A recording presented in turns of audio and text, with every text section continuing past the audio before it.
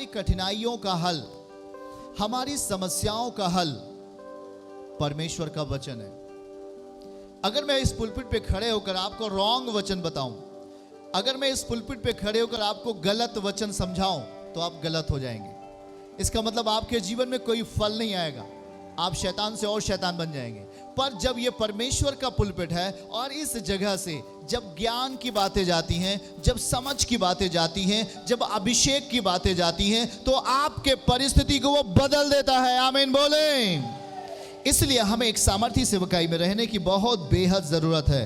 परमेश्वर के जनों, ध्यान से सुनिए, एक महत्वपूर्ण पद को हम पढ़कर आपके लिए आज इस वचनों को शुरू करेंगे। हमारे साथ जल्दी से आप मत्ती रचित सुसमाचार 13 अध्याय और 24 और 25 पद को हमारे साथ आप लोग खोलेंगे। अपने घरों पे बाइबल को निकालें और अपने साथ कॉपी भी निकालें, उसको नोट करेंगे। मत्ती अध्याय 13 उसका 24 और 25 पद, ये अद्भुत होगा आपके जीवन के लिए। बोलिए आमीन। तो क्या आप तैयार हो वचनों को रिसीव करने के लिए? देखिए, जब आप वचन को रिसीव करेंगे, वो एक अभिषेकित तेल, जो आज जिस विषय पे प्रार्थनाएं होनी है, आप उसको साथ में केवल लेके रहना है। जैसे आप वचनों को समझ जाएंगे, आपकी परिस्थितियों में बड़े चमत्कार हो जाएंगे। आमीन, हालेलुया। देखिए, यहाँ पे हम एक वचनों को पढ़ने के लिए जा रहे हैं और मत्ती रचित सुसमाचार 13 अध्याय और उसके 24 पद और 25 पद को हम आपके लिए पढ़ेंगे। इंपॉर्टेंट है आपके लिए। देखिए, वचनों को खोलें और देखें। यीशु ने उन्हें एक दृष्टांत दिया, यीशु मसीह ने एक दृष्टांत दिया और कहा, स्वर्ग का राज्य उस मनुष्य के समान है जिसने अपने खेत में अच्छा बीज बोया। बी केयरफुल, ध्यान से सुने। स्वर्ग का राज्य उस मनुष्य के समान है जिसने अपने खेत में अच्छा बीज बोया। हालेलुया। अपने खेत में अच्छा बीज बोया। 25 पद में लिखा है, पर जब लोग सो रहे थे तो बैरी, दुश्मन, बैरी, इनमी, बैरी आ गया और बैरी आकर के गेहूं के बीच में जंगली बीज बो करके चला गया। कौन सा बीज बो कर चला गया? जंगली बीज बो करके चला गया। प्रॉब्लम, समस्या को बो के चला गया। एक अच्छे खासे खेत में, एक अच्छे खासे जमीन के अंदर समस्याओं को बो के चला गया। पर पहली लाइन को देखें, 25 पद को अगर हम देखें ध्यान से, अपनी बाइबल में ध्यान दें, वचनों को ध्यान दें। यीशु ने उन्हें एक उदाहरण दिया। स्वर्ग का राज्य, हाथों को उठा के बोले, स्वर्ग का राज्य उस मनुष्य के नहीं है, उस मनुष्य के समान है। स्वर्ग का राज्य उस मनुष्य के समान है जिसने अपने खेत में अच्छा बीज बोया। जिसने अपने खेत में अच्छा बीज बोया। हर मनुष्य चाहता है अपने खेतों में अच्छा बीज बोना। क्या कोई मनुष्य चाहता है अपने खेतों में बुरा बीज बोना? नहीं। हर एक व्यक्ति चाहता है कि मैं अपने खेत में, अपनी जमीन पर अच्छा बीज बोऊं। अच्छा बीज बोया और यह प्रक्रिया होती है स्वर्ग के राज्य के जैसे। कहिए आमीन। अगर आपने अपने खेत में एक अच्छा बीज को बो दिया है, वो एक स्वर्ग के राज्य की नाई है। क्योंकि जो अच्छा बीज बोया गया वो अच्छा फल को लेके आएगा। आमीन। एक अच्छा उन्नति को लेके आएगा, एक अच्छी समृद्धि को लेके आएगा। पर ध्यान से देखो 25 पद को, बाइबल कहती है जब वो लोग सो रहे थे, जब बीज बोने वाले लोग सो रहे थे, हाथों को उठा के बोले, सो रहे थे। इसका मतलब वो सो रहे थे, उस वचन के प्रति, उस बीज के प्रति सचेत नहीं थे जो उन्होंने जमीन पे बोया था। कोई जमीन पे बीज को बो करके वो छोड़ नहीं देता, हाँ या ना? अगर जब एक किसान जमीन पे बीज बोता है, अपने अच्छी भूमि पर बीज को बोता है, तो निश्चय उसकी देख रेख करता है, उसकी चौकसी करता है, हाँ या ना? ध्यान से। और यहां पे लिखा है कि जब वो लोग सो रहे थे, इसका मतलब वे लोग सो रहे थे उस वचन के प्रति जो उन्होंने जमीन पे बोया था उसके उलट सोना, जो सोने की जो परिस्थिति है वो है एक संसार का प्रभाव। जो सोने की परिस्थिति है, जो सो जाने की एक अवस्था है, वो है संसार के प्रति आकर्षण और वचन के प्रति, उस बीज के प्रति सचेत ना होना। और जब हम सचेत नहीं होते हैं उस वचन के प्रति, उस बीज के प्रति जो हमने बोया है, तो वहां पर बैरी आता है। और यहां बाइबल कहती है कि जब वो लोग सो रहे थे तो उसका शत्रु आकर गेहूं के बीच जंगली बीज बोकर के चला गया। कौन सा बीज बोकर चला गया? जंगली बीज। ध्यान से सुनना है। वो आज बहुत सारे मसीहों के जीवन में आज यही काम करता है शैतान। बहुत सारे लोगों के अंदर जब इंसान आता है विश्वास को लेकर के यीशु के पास, वो चंगा हो जाता है। वो विश्वास किया और चंगा हो गया। उसने वचनों को ग्रहण किया और चंगा हो गया, क्योंकि वो वचन के प्रति विश्वास योग्य था, वो वचन के प्रति सचेत था, वो वचन के प्रति सचेत अवस्था में जी रहा था। वो वचन के प्रति बिल्कुल वो एकदम कहने का मतलब एकदम उसके वचन के प्रति एकदम जाग रहा था। पर ध्यान से देखो उस परिस्थिति को। बाइबल कहती है जब वो लोग सो रहे थे तभी शैतान आता है, तभी बैरी आता है। बैरी कौन है? कोई मनुष्य नहीं, पर वचनों के अनुसार शैतान है। वो आया और जंगली बीजों को बो दिया इंसानियों के हृदय में। पर ध्यान से देखो, जब उनके लिए देखो, अभी यहां से जब मैं अभी आपको ऑनलाइन बो रहा हूं बीज को आपके हृदयों में हम बीज को बो रहे हैं परमेश्वर के वचन को।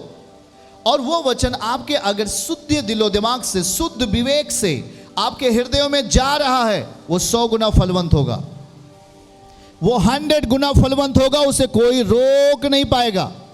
पर ध्यान से देखो, यहां पे देखो, जब एक मनुष्य है जिसने अपने खेत में अच्छा बीज बोया, वो अवस्था स्वर्ग के राज्य कहलाती है। अगर आपके अंदर, अगर आपके भीतर, आपके मन में पर एक अच्छा भूमि है, एक अच्छा मन है आपके पास, एक अच्छा हृदय है आपके पास, एक शुद्ध दिमाग है आपके पास, एक शुद्ध विवेक है आपके पास, तो सोच लो ये जो वचन आपके भीतर जा रहा है ये आपको ताकतवर बना देगा यीशु मसीह के नाम से, ताकतवर बना देगा यीशु के नाम से। पर ध्यान से देखो, हम लापरवाह होते हैं उन वचनों के प्रति जो परमेश्वर हमें देते हैं। ये देखो, जो बीज बोने का काम हो रहा है वो हमारे हृदय रूपी जमीन के ऊपर है, वो हमारे हृदय रूपी जमीन के ऊपर है। और जब हमारे हृदय रूपी जमीन के ऊपर बीज बोया जा रहा है, अगर हम उस वचन के प्रति, उस बीज के प्रति अगर हम सचेत हुए, तो वो 100 गुना फल आपको देगा, वो 100 गुना फल आपको देगा। पर ध्यान से देखो,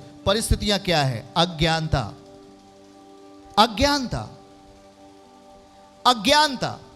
हम नहीं जानते कि हमें कैसे सचेत रहना है। अज्ञानता। आप जानते हैं, आपके पास, आप नया कपड़ा पहनते हैं, पर उस नए कपड़े को हमेशा नया कैसे रखना है यह आपको नहीं मालूम। तो सोच लो क्या होगा, उसमें से बदबू निकलेगा कि नहीं निकलेगा। पर अगर आपको मालूम हो गया कि मैंने नया कपड़ा पहन लिया, नया कपड़ा खरीदा है, और हमको ये पता है कि ये कपड़ा सफा कैसे होगा, ये कपड़ा हमेशा सुरक्षित कैसे रहेगा, तो लंबे समय तक वो कपड़े का आप इस्तेमाल अपने जीवन में कर सकते हैं, अपने शरीर के ऊपर। हाँ या ना? देखो, अगर आप अज्ञानता में जीवन जी रहे हो तो अज्ञानता एक ऐसा मटेरियल है जो आपके जीवन में उद्धार को रोक देगा। उद्धार, अरे मसीह हमें उद्धार देना चाहता है, मसीह एक उद्धार है, वो हमें सैल्वेशन देना चाहता है, वो हमें उद्धार देना चाहता है, वो हमें अलौकिक परिस्थिति में लेके चलना चाहता है, वो हमारे जीवन को मजबूत करना चाहता है, वो हमारे जीवन को पाप से बाहर, हमारे जीवन को सही रूप में व्यतीत करना चाहता है। पर देखो, हमने अपने जीवन को किस परिस्थिति में लाके खड़ा कर दिया? हमारे जीवन में अज्ञानता। अब अज्ञानता किसके प्रति है? वचन के प्रति है, क्योंकि जो वचन बोया जा रहा है वो एक बीज है। पर जिन्होंने अच्छी भूमि पर स्वीकार कर लिया, वो कहता है कि वो स्वर्ग के राज्य की नाई बनेगा, मतलब स्वर्ग की पावर, स्वर्ग की शक्ति उससे जुड़ जाएगी। पर जिन्होंने अपने जीवन में आने दिया गलत बीजों को, आने दिया गलत चीजों को, आने दिया गलत मटेरियल को अपने अंदर,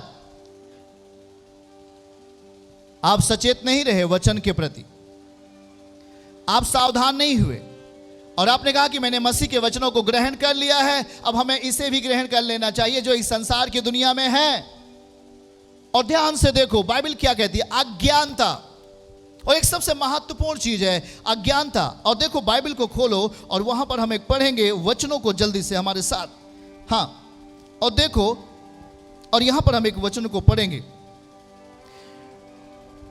हालेलुया।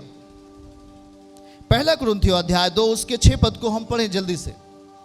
पहला कुरिन्थियों अध्याय 2 और उसके 6 पद को पढ़ें। और बाइबल वहां क्या कह रही है, फिर भी, बाइबल देखो, फिर भी सिद्ध लोगों में हम ज्ञान सुनाते हैं, परंतु इस संसार का और इस संसार के नाश होने वाले हाकिमों का ज्ञान नहीं। ध्यान से देखें, इस संसार का और इस संसार के हाकिमों का नाश होने वाला ज्ञान नहीं, पर जो ज्ञान आपको बताया जा रहा है वो आपको स्वर्ग के राज्य के लिए तैयार कर रहा है। आमीन। आप अपने जीवन में एक अच्छी फसल तभी काट पाओगे जब आप सचेत होंगे उस बीज को लेकर के। आप अपने जीवन में एक अच्छी फसल तभी काट पाओगे जो आपने बीज बोया है उसके प्रति जब तक आप सचेत नहीं होंगे। और जिन्होंने अपने खेत में अच्छा बीज बोया वो स्वर्ग के राज्य के नाई व्यक्ति बन गया। अब वो संसार के जैसा नहीं है, अब वो स्वर्ग के जैसे हो गया है, क्योंकि उसने वचनों को अपने अंदर ग्रहण कर लिया शुद्ध रूप में। कहिए आमीन। और यही शुद्धता आपको स्वर्ग के रास्ते तैयार करेगी, यही शुद्धता आपके जीवन को तैयार करेगी स्वर्ग के रास्ते। पर यहां देखो, अज्ञानता, अज्ञानता आपके उद्धार को रोक रही है। अज्ञानता आपके जीवन को खत्म कर रही है, क्योंकि आपने अवसर दिया गलत चीजों को अपने अंदर आने के लिए। देखो ध्यान से, एक बार पतरस यीशु को पानी पे चलते हुए देखा अपने सामने, और पतरस ने कहा, प्रभु मैं भी आना चाहता हूं। उसने कहा आ जाओ। और जैसे यीशु पानी पे चल रहे थे वैसे पतरस भी उतरा पानी पे और चलने लगा। जैसे ही वो 4-6 कदम आगे गया, उन लहरों को देखा, वो लहरें जो बहुत तेजी से चल रही थी, और जैसे ही उस लहरों को देखा वो डर गया और उस लहरों के डर को अपने अंदर आने दिया। पर देखो, उसके पहले वो मसीह को देख रहा था। आमीन। वो जब तक मसीह को देख रहा था वो पानी के ऊपर चल रहा था। पानी मीन्स संसार, वो गंदगियां उसके अंदर नहीं थी, परंतु वो गंदगियों के ऊपर था। मतलब आप गंदगियों के ऊपर जय प्राप्त करने वाले व्यक्ति थे। पर वहां ध्यान से देखो, जैसे ही देखा उन लहरों को तेजी के साथ, पतरस के अंदर डर आ गया। और जब लहरों को देखा, जब उसके अंदर लहरों का डर आ गया तो वो डूबने लगा।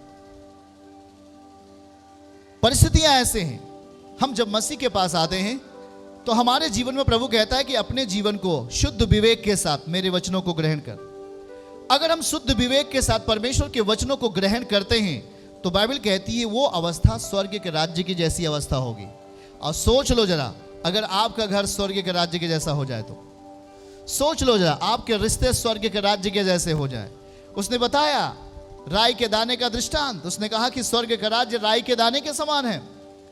और वो किसी जमीन पे बो दिया गया, और जब बो दिया गया तो वो बढ़ा और सारे साग पात से ऊंचे हो गया। साग पात वही कंडीशन है जिन्होंने संसार के साथ समय व्यतीत किया, जिन्होंने बुराइयों के साथ समय व्यतीत किया, जिन्होंने पाप के साथ समय व्यतीत किया, और वो उन साग पातों से ऊंचा हो गया। क्योंकि वो राई का दाना क्या है? वो राई के दाना एक मसीह की पहचान है।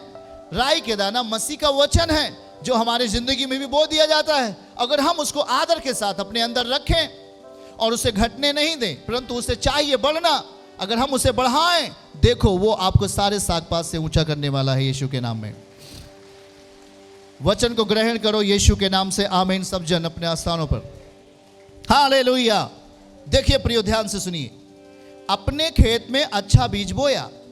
24, मत्ती 13:24, अपने खेत में अच्छा बीज बोया, और जब अपने खेत में अच्छा बीज बोया, इस अवस्था को बोलते हैं स्वर्ग का राज्य। इतना सोच लो, अभी हम आपके हृदयों में वचन को बो रहे हैं, जितने भी सारे लोग ऑनलाइन हैं, हम आपके हृदयों में वचनों को बो रहे हैं, और अगर आपने अपने खेत को तैयार रखा तो आपका संबंध स्वर्ग से जुड़ जाएगा। हालेलुया। और जब आपका संबंध स्वर्ग से जुड़ेगा तो स्वर्ग की पावर आपके घरों में काम करेगी, स्वर्ग का फेवर आपके घरों में काम करेगा, डिवाइन पावर जिसे बोलते हैं, दैवी शक्ति आपके घरों में काम करेगी, आपके बच्चों में काम करेगी, आपके बेटे और बेटियों में काम करेगी। कब काम करेगी? जब हम परमेश्वर के वचनों का आदर करेंगे अपने अंदर, अपने अंदर। और जब हम उसका आदर करना छोड़ देते हैं, वो हमें मर जाता है, वो हमें समाप्त हो जाता है, क्योंकि हमने उस वचन का आदर नहीं किया, हमने उस वचन का आदर नहीं किया।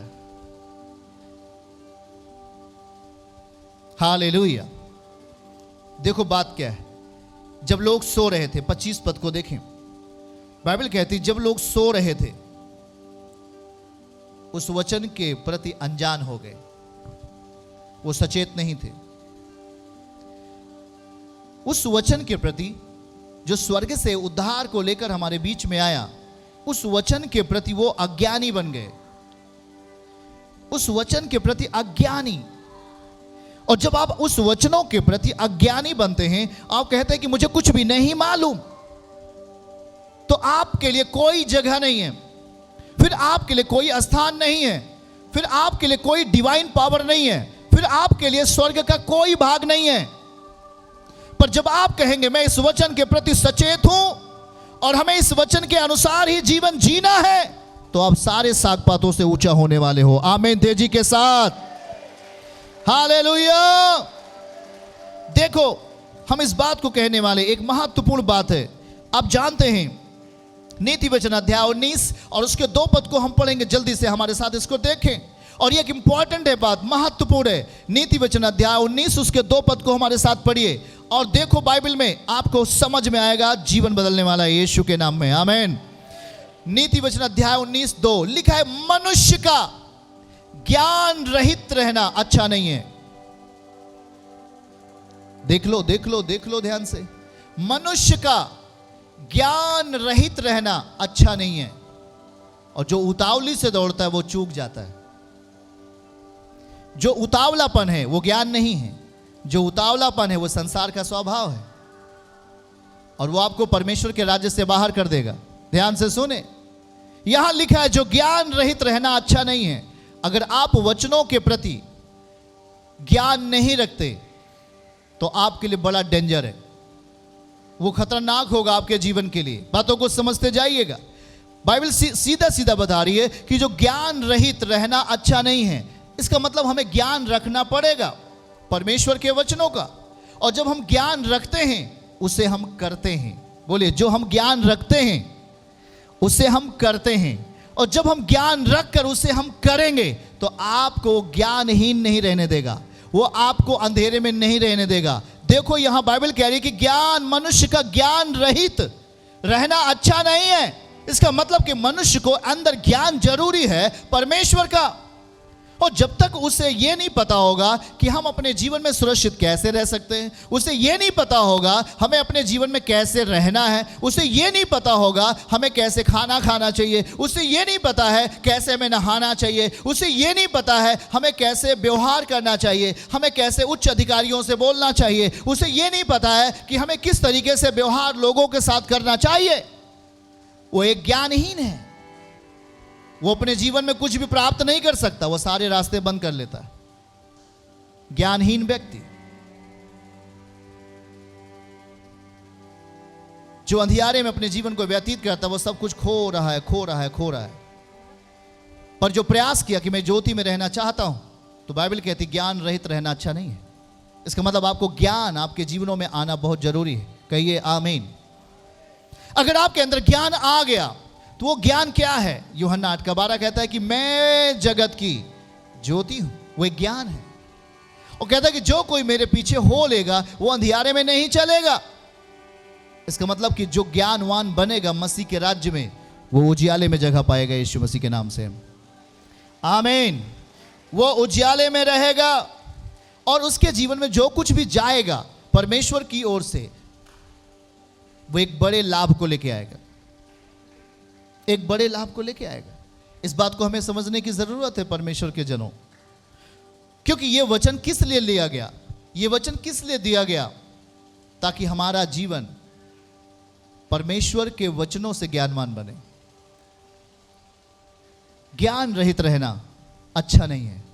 परमेश्वर के वचनों को जानना बहुत जरूरी है, उसके ज्ञान को समझना बहुत जरूरी है। अगर हमने उसके ज्ञान को नहीं समझा, जो चीजें हमें दी जा रही हैं उसे हम संभाल नहीं पाते।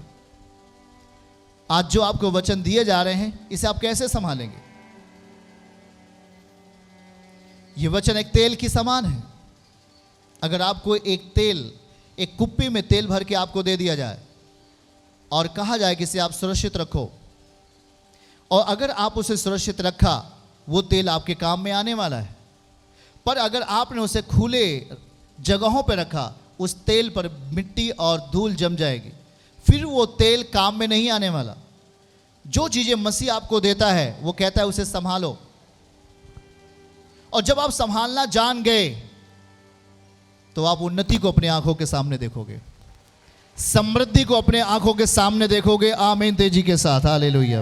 चर्च की सभी प्रार्थनाओं को और परमेश्वर के दास के द्वारा टीचिंग सुनने के लिए और अपडेट्स को जानने के लिए हमारे इस चैनल को सब्सक्राइब करें और साथ में बेल आइकन को दबाएं, ताकि जब भी लाइव प्रार्थना हो तो सबसे पहले आप देख सकें।